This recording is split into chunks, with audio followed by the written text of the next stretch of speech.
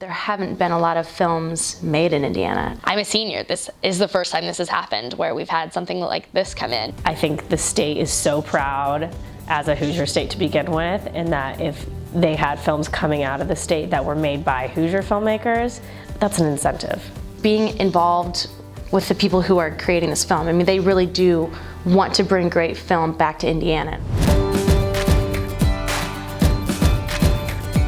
I'm a general intern, which means that I'm mostly working under the unit production managers, and I'm sort of shadowing the producers a little bit. It's just a lot of PR, and I get to use a lot of what I'm learning in school as far as my background in journalism, my background in advertising, marketing, and public relations. So as a student, it's extremely beneficial for me.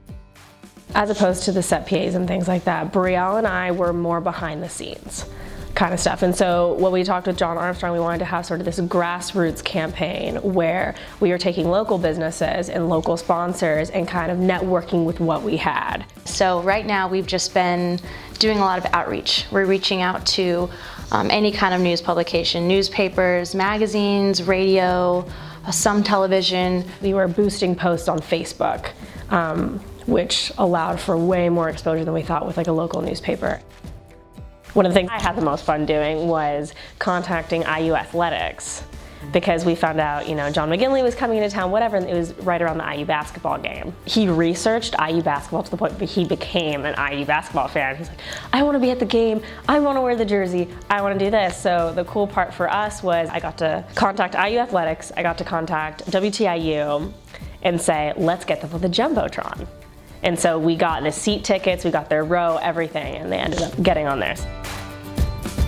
I've learned how to be more patient because I'm somebody who likes to go, go, go. And in PR, that's a great characteristic to have.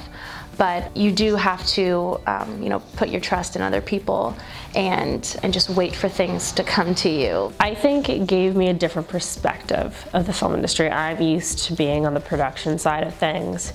And I never thought that I would have a knack for doing the PR advertising kind of job that I saw other people doing, because I thought it wouldn't be interesting, or I thought it wouldn't be fun, or in fact it was interesting and it was fun and I enjoyed it and I'm good at it. It was just nice to sort of learn about other departments that I hadn't been very familiar with.